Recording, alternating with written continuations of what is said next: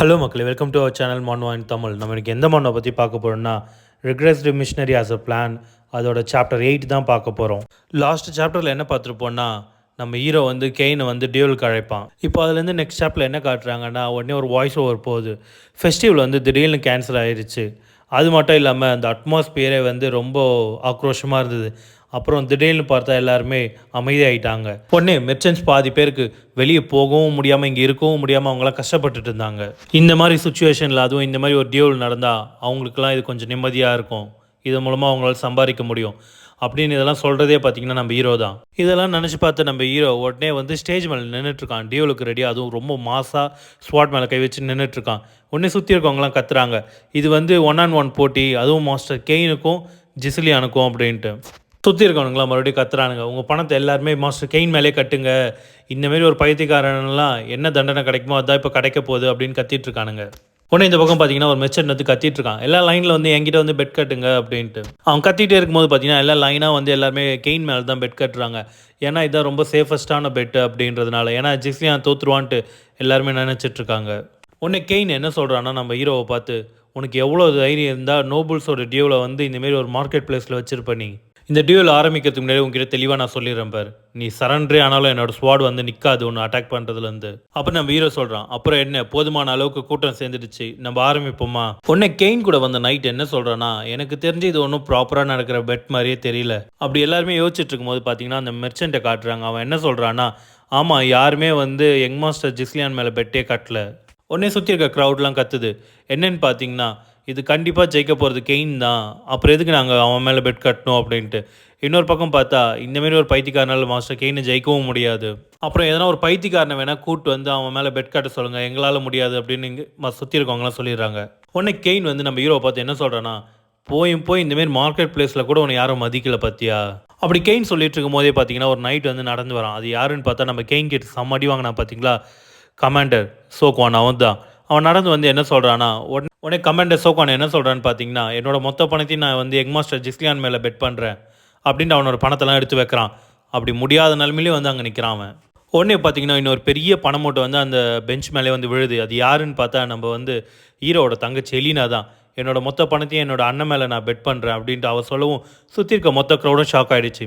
உடனே அந்த மெர்ச்சன்ட் சொல்கிறான், எங்லேடி ஒரு தடவை யோசிச்சு பார்த்துட்டு பெட் பண்ணுங்க அப்படின்ட்டு. உடனே எலினா என்ன சொல்கிறேன்னா, அதெல்லாம் தேவையில்ல, என் அண்ணன் தான் ஜெயிப்பான். கெயின் என்ன சொல்கிறான்னா, எந்த ஒரு காரணமும் இல்லாமல் நீ ஏன் இங்கே வெயிட் பண்ண வச்சுட்ருக்க அப்படின்னு கேட்கவும், சரி வா ஆரம்பிக்கலாம் நம்ம ஹீரோ சொல்லிடுறான். நம்ம ஹீரோ என்ன சொல்கிறான்னா, நான் உன்னோட கொஞ்சம் பெரியவன்டா, அதனால் நீயே முதல் மூவ் ஆரம்பி, நான் ஆரம்பித்தா அது நல்லா இருக்காது அப்படின்னு சொல்லிடுறான். அப்படி நம்ம ஹீரோ சொன்னோடனே கெயின் பார்த்தா என்ன அப்படின்னு கேட்டு நிற்கிறான். உடனே நம்ம ஹீரோ வந்து அவன் ஸ்வாட ஸ்டைலாக வெளியே எடுத்துகிட்டு நிற்கிறான். ஹீரோ என்ன சொல்கிறான்னா, முடிஞ்சா வந்து இப்போ என்ன தாக்கு அப்படின்னு சொல்லிடுறான். உடனே கெயின் என்ன சொல்கிறான்னு பார்த்தீங்கன்னா, நீ கொஞ்சம் கூட யோசிச்சு பார்க்கலையா, நீ என்னோட பெரியவனு இப்போ வந்து சொல்கிற.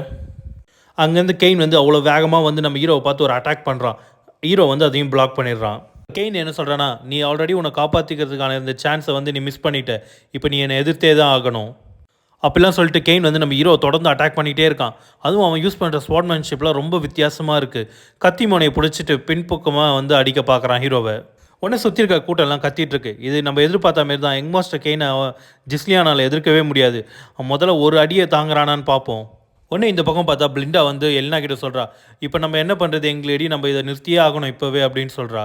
உடனே கெயின் கூட வந்து நைட் சொல்கிறான், இது ரொம்பவே தாமதம், இதுக்கு மேலே ஒன்றும் பண்ண முடியாது, அது ஆப்போனண்ட் யாராக இருந்தாலும் சரி. ஆனால் கெயின் கூட மோது பார்த்தீங்கன்னா அவங்க எல்லாமே சிக்கிடுவாங்க கெயினோட ட்ராப்பில். ஆப்போனண்ட்ஸ்லாம் வந்து கெயினோட அதிகபட்ச பவரை வந்து சந்திச்சு ஆகணும். அவங்க எல்லாத்தையும் தடுத்துட்டு இருக்கும் போதே பார்த்தீங்கன்னா அவங்களோட ஸ்டாமினா எல்லாம் போயிடும். அந்த டைமை யூஸ் பண்ணி தான் கெயின் வந்து எல்லாருமே காலி பண்ணுவான். கெயின் வந்து இந்த மெத்தட் யூஸ் பண்ணி தான் இத்தனை நாளும் ஜெயிச்சுட்டு வந்திருக்கான். உடனே கெயின் சொல்கிறான், நீ எப்பவும் போல தான் தப்பிச்சு ஓடிக்கிட்டே தான் இருக்க, ஆனால் என்ன உன்னோட ஸ்கில் வந்து கொஞ்சம் க்ரோ ஆகிருக்கு, எது எப்படியோ, ஆனால் நீ எப்போவுமே ஓடுறதுல மட்டும் சிறந்தவனாக தான் இருக்க. இப்படிலாம் சொன்ன கெயின் அவனோட ஸ்வாடை வந்து தலைக்கீழாக பிடிச்சி ஹீரோ அவன் பக்கமாக இழுத்து மேலே தூக்கி கடாசிடுறான். ஹீரோ வந்து ஏர்லேயே பறந்துட்டுருக்கான் கொஞ்சம் நேரத்துக்கு. உடனே சுற்றி இருக்க க்ரௌட்லாம் பயப்படுறாங்க யங் மாஸ்டர் அப்படின்ட்டு. உடனே அந்த நைட் என்ன சொல்கிறேன்னா, இது முடிஞ்சு ஜிஸ்லியான். உடனே அந்த நைட் என்ன நினச்சான்னா, ஹீரோ அந்த மாதிரி மேலே தூக்கி போட்டதுக்கப்புறம் கீழே வந்து கண்டிப்பாக இறந்துருவான்னு தான் நினச்சான்.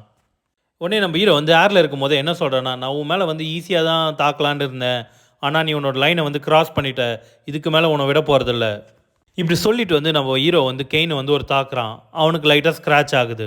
கெயினும் சரி அவனோட நைட்டும் சரி அப்படியே ஷாக்கில் வந்து நிற்கிறாங்க. அப்போ அந்த நைட் நினைக்கிறான், நான் இதை எதிர்பார்க்கவே இல்லை, அவனோட மானாவை வந்து அவன் காலில் பயன்படுத்தி இப்படி யூஸ் பண்ணுவான்றதை, அதுவும் மிட் ஏரில் இருக்கும்போது. உடனே நம்ம ஹீரோ வந்து கெயினை பார்த்து சொல்கிறான், எதுக்கும் உதவா ஸ்பான்மேன்ஷிப் அது. அதுவும் இல்லாமல் நீ என்ன நினச்ச, நீ ரொம்ப பவர்ஃபுல், உன்னை பார்த்து எல்லாரும் பயப்படுறாங்க, அதனால் நீ வந்து உன்னை ரொம்ப சக்தி வாய்ந்தவன்னு நினச்சிட்டியா என்ன? ஹீரோ சும்மா இல்லாமல் கெயினை கலாய்க்கிறான். எனக்கு ஒரு வாய்ப்பு கொடு, நான் உனக்கு எப்படின்றத சொல்லித்தரேன். உடனே கெயின் வந்து கோவத்தில் கத்திக்கிட்டே வரான். ஓ அப்படியா, அது எப்படி நீ பண்ண போகிற, எங்கே பண்ணி காட்டு எனக்கு. கெயின் அட்டாக் பண்ணிக்கிட்டே இருக்கும்போது பார்த்தீங்கன்னா நம்ம ஹீரோ வந்து செம்ம ஷாட்லாம் அடித்து தப்பிச்சிட்டு இருக்கான் அதுலேருந்து. அப்படி கெயின் தாக்கிட்டே இருக்கும்போது பார்த்தீங்கன்னா நம்ம ஹீரோ வந்து அவன் காலால் அந்த ஸ்வாடை மிதிச்சு கெயினோட கழுத்திலே ஒரு வெட்டு வெட்டிடுறான். அதை பார்த்த மொத்த க்ரௌடும் ஷாக் ஆகி அப்படியே நிற்கிறாங்க.